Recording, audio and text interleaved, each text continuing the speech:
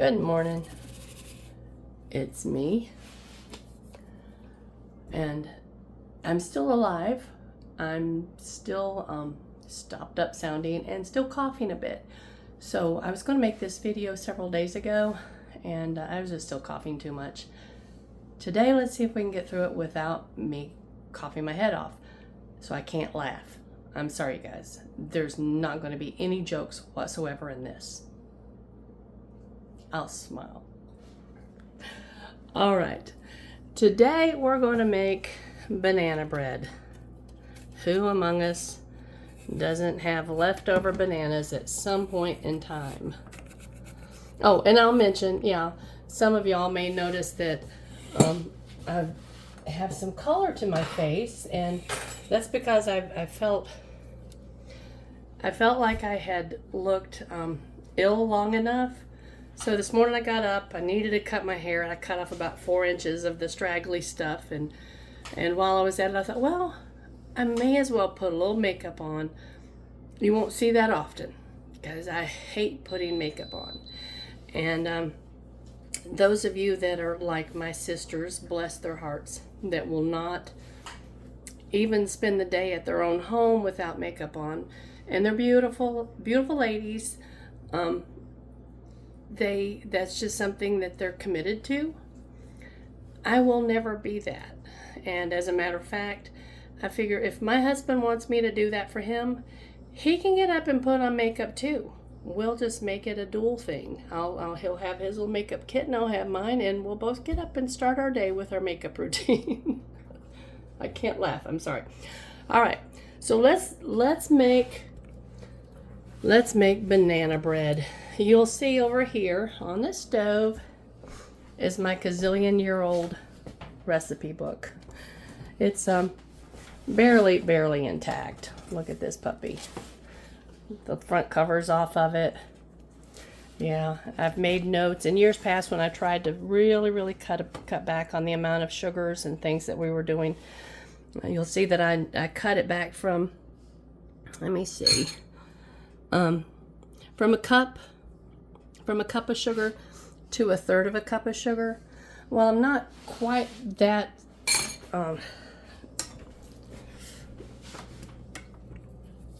to that degree anymore, but I do basically just put a cup of sugar in here, and that's that's because I just think it's really just too sweet. So I didn't even know if I'd be able to rescue my bananas because they were turning brown, but I opened them up and there I had to cut out some of the brown spots. To me, once the banana inside the peel starts turning really brown, it tastes sour. So there was just a couple of, I was able to rescue enough of the banana to make the banana bread. Now this summer, we'll make zucchini bread, which is actually my favorite. And then next fall, we will make pumpkin bread with our pumpkins that will be growing this summer. All right, that looks like pretty good bananas. Yeah, let's follow our crazy little recipe book. Oh, let me go ahead and just show you this real quick before, so I won't have to stop again. I use this biscuit cutter thing for pretty much everything. I always have. And so if you struggle with a way to chop your nuts and you don't want them chopped as fine as they would be if you put it like in a blender or a food processor, to me this works just about perfect. Makes them a little bit smaller without just pulverizing them. And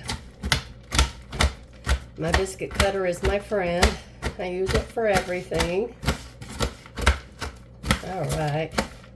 And I've got way more than the half cup that's suggested, but I really like the nuts. Excuse me. In banana bread. So I always just add pretty much just whatever I chop up. All right.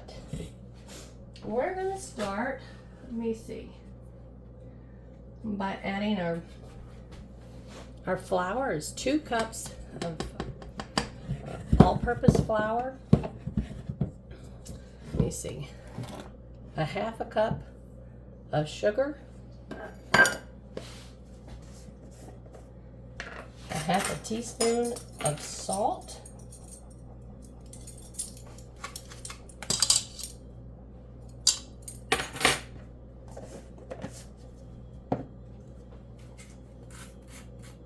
A teaspoon of soda. Don't you love the new little plastic containers for the baking soda? I remember all those years with the little box that you never could close, and it actually just drove me nuts. But the little plastic box with the lid makes me happy. All right, just mix all that up so everything's good and incorporated. And let me see. We pretty much are just going to add everything. I've got, you can see this is just soft. It's not melted.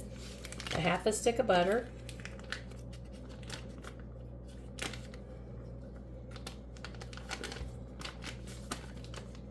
I hope y'all are having a good week.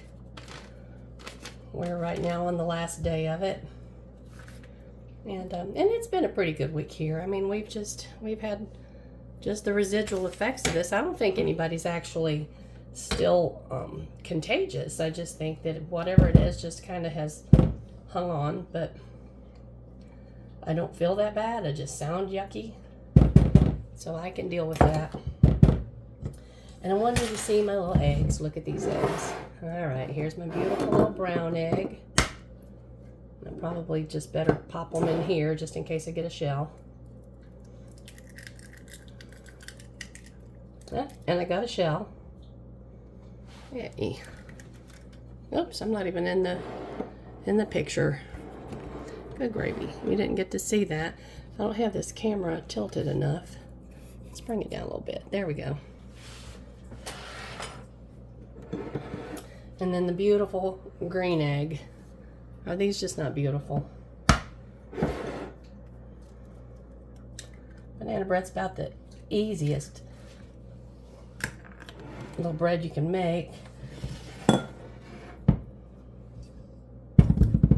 Alright, let's pop those eggs in there. And it calls for a 1/4 cup of milk, but I'm using buttermilk just because I like the taste of buttermilk in pretty much any bread recipe. And that's it. Instead of using my stand mixer, I'm just going to very quickly, just add our vanilla.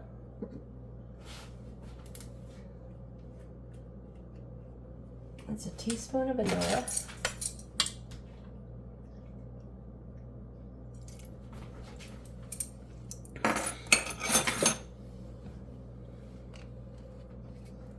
I'm just going to mix it real quickly. It doesn't have to just incorporate all the dry.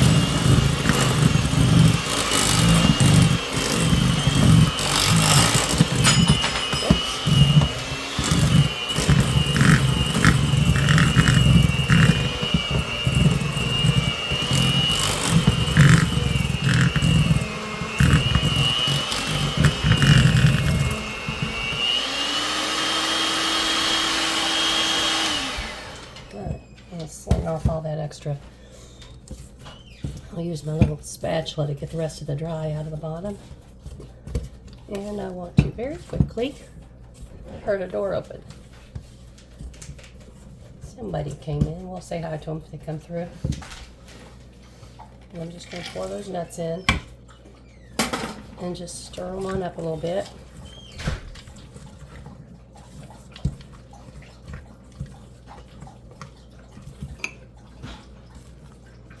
Alright, that's kind of the thickness you'll see.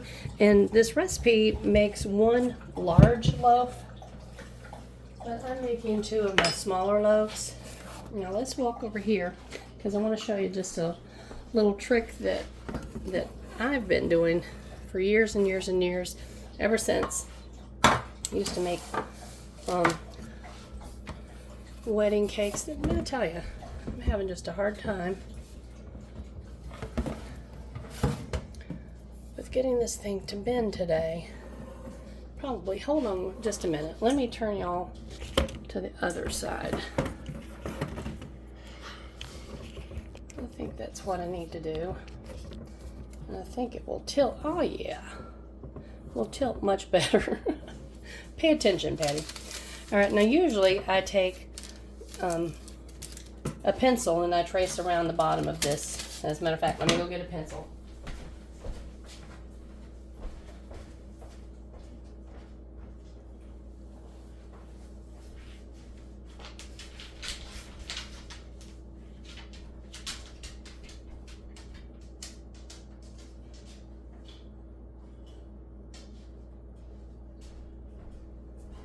Alright.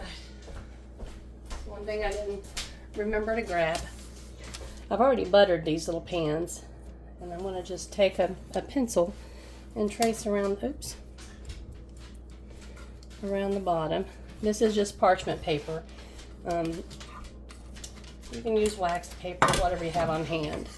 And then I'm just going to cut the pencil line just barely out. Make sure I'm holding it so you can see it. I've got it folded since I've got two little pans. And the only thing this does is it just absolutely ensures that your bread or your cake or whatever you're baking is going to come completely out of the pan in one piece. And especially if you're making round cakes or anything of that nature, it's worth it to take the moment that's required, just barely a moment to do that, and then just smooth it in the bottom. Make sure it's just adhered all the way around. Rub out any little air bubbles you might have.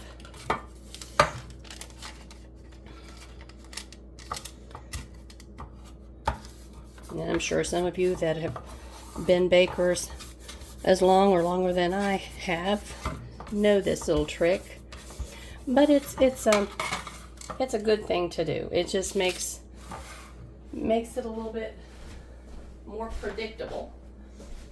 All right, I'm gonna change sides with the camera. I'm just slinging you guys all over the place, aren't I? I'm sorry. So that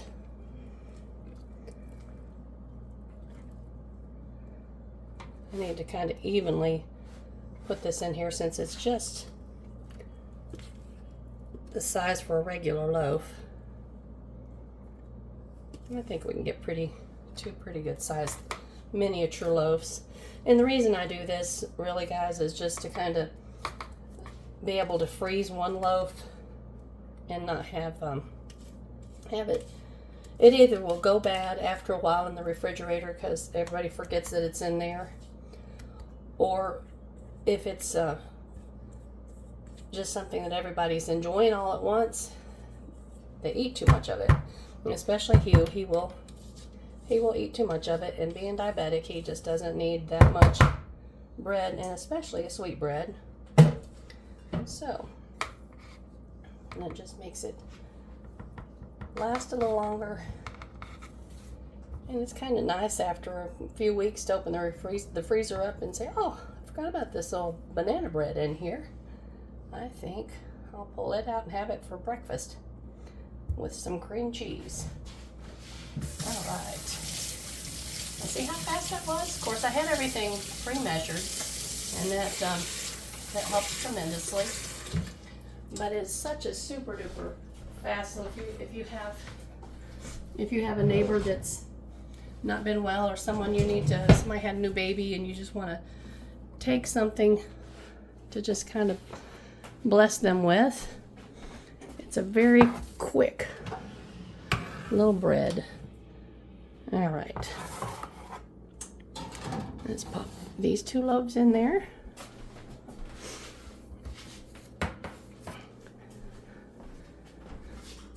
And ouch, that's hot.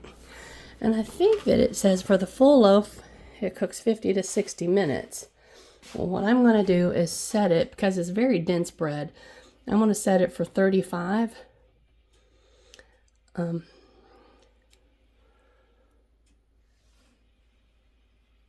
I think that probably will be enough. If it's not, I'll give it a little bit longer. But there, done. I got my little mess. I got my doggies. Look, that's the old one. Y'all have met him. That's Bodie. And there's the other old one, Mika. They love to be in here when I'm cooking. I don't know if it's because they're hoping something falls on the floor or they just want to be in the room with people. But for whatever reason, I enjoy their little company. They're sweethearts. All right. Now, I also wanted to show you guys my orchids. Huey asked me the other day, he said, "Did you show them your orchids?" When I was showing you the flowers on the front porch, I said, "No, I didn't think about it." But I mean, I know y'all saw them in the background because somebody had mentioned them. But I think this is the first time that they've all bloomed at the same time. And guys, I don't do anything exceptional with these guys. I water them every 2 weeks, and I actually use the orchid fertilizer in my water, just kind of diluted every single time. I know that that's not something that's suggested, but I haven't found that it causes any problems. They still go through their little life cycle of blooming and then not blooming. And what I do, I mix enough to absolutely fill these little pots full all the way to the top, and I let them soak for about 5 minutes so that all the wood chips and everything in the orchid pot. This one I have to sit down in a little bowl so that it can, because it has a hole at the bottom. The rest of them are solid at the base. But I just let them soak the water up for about 5 minutes or so, and then I very gently turn them sideways and pour the excess water off, and they're good. They're happy. Look, I even still have some new little ones coming on. This one has bloomed itself silly, but if you can see right here, there's some more little ones coming on. Makes me happy. And down here at the bottom of this one, there's some little new one coming on. Some little new ones coming on. I don't know if there's any new ones coming on the big one. One thing is interesting though, and some of y'all might be able to answer this for me. Last year, I thought this one was white. For some reason, I remembered it being white, and when it bloomed out purple, it surprised me. Do any of y'all know, that light helped? Do any of y'all know whether an orchid can actually change color at some point? I'm just really curious to know that, because otherwise I really had a brain fart. This one's got some new little ones coming on.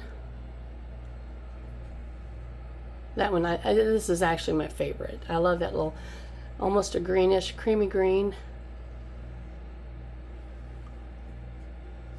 It's a beautiful, beautiful, and then I've got a window full of, look at that, cardinal feathers.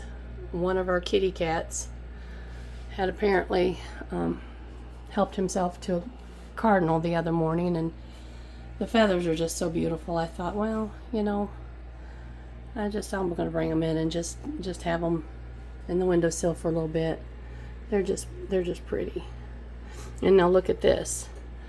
One of our chickens laid a peanut. Sorry guys, I wasn't gonna laugh, but that's funny. I don't know why what was going on that, you know, they laid a peanut, but they did.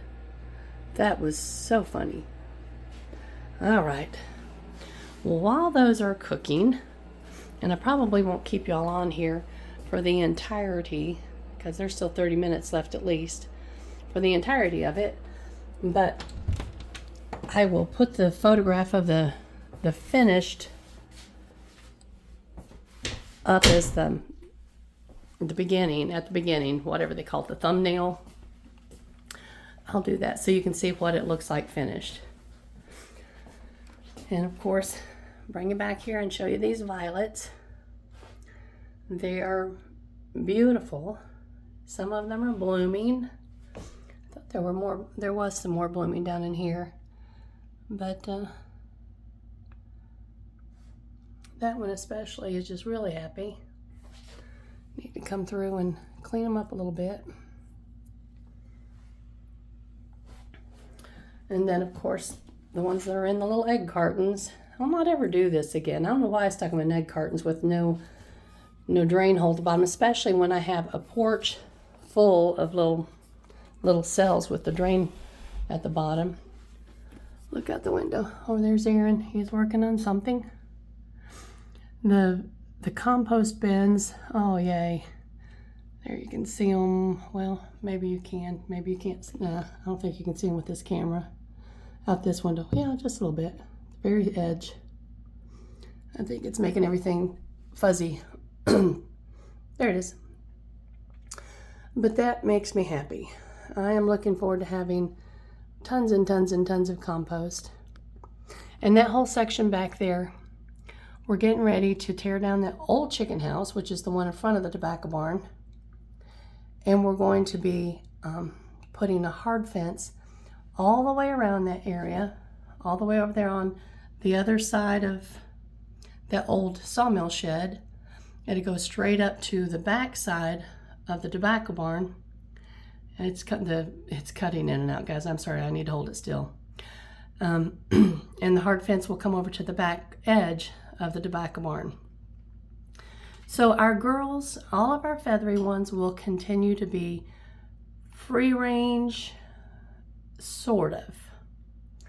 And what I mean by that is they will have a huge, huge, huge enclosure within which they can wander and pick and peck. The wire will be coming down from around the little pond down there. That will be leaving. And then the pond itself will have the bank sloped more gently so that if we have a chicken that gets down in close to that water falls in, it can get out easily. But all of the critters will be able to be, all of the feathery critters will be contained in that big area over there.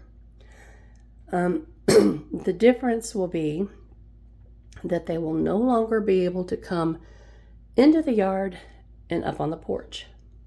And they also will not be able to go down there in the garden when the garden is planted. That whole little area down there will one day be garden, and hopefully this upper end will be a nice sized greenhouse. But let me hold it up here. Maybe look, yeah, that makes it a little better. You're not looking through the screen. But that makes me happy because, see, this room, I have this view of my old barn and my garden. And when that garden is full of plants, everything from tomatoes and peppers to zinnias and sunflowers, will that not be gorgeous? That will be so pretty. That makes me happy. And then I come over to this window and I have tons and tons and tons and tons and tons of feathery ones I can watch. What a happy, happy person I am, guys. I get to look at garden vegetables growing and feathery ones flapping around and swimming around and doing all their thing. Let me see if I can just turn this around. All right. Well, I think that's going to kind of wrap it up for the next little while. I do want to mention something, and this kind of cracks me up. The video I was watching the other day, and I might take you out and show you the plants on the porch. I know you've seen them, and you've seen them, and you've seen them. Let me scoot this over. And you've seen them some more. And at some point, how many times can you look at these little tiny plants and find them amusing. But when I was watching that, I told Aiden, I said, okay, my neck doesn't look, and it doesn't look this bad in real person. In person, I went and looked in the bathroom in the mirror afterward, and I'm not a vain person. I'm not, because I mean, we grow older, and that's just, life is what it is, and it doesn't bother me. But I thought, does it look that bad? And so I went in the bathroom and I looked, and I thought, well, I can't see all of that I see on the video. And so I went and I told Aiden, I said, okay, I'm going to invest in some turtlenecks. I thought it was funny. I don't know if he thought it was funny or not, but he's a teenage boy, so. But anyway, I saw Pops come in. Let's go through here and let me just show you my porch plants again real quick. And yeah, I've got all my seed starting stuff just kind of piled everywhere. And graveyard flowers that need to go down, be put away.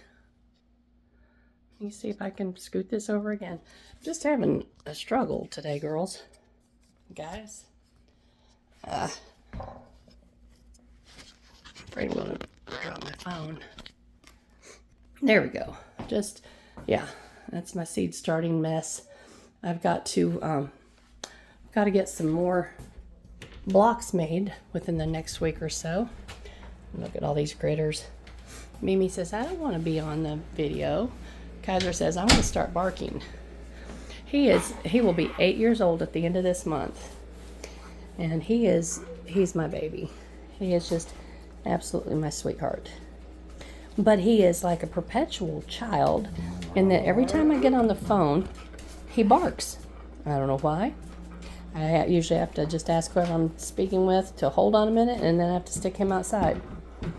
I think it's pretty interesting, and I don't understand it, but he's just a little kid. Just a little kid. And this one, she's just a sweetheart. This is Mimi.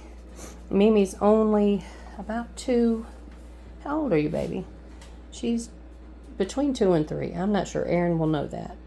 But for some reason, the doggies in Aaron's end of the house pick on her. And I went back there twice a few months ago, and one of the little females had ran into females half her size, because I mean, Mimi is half German Shepherd and half what are you? Tell me. Saint Bernard. So I mean, let me see if I can get her to stand still so you can see. Well, she's gonna follow me, but she's a big girl.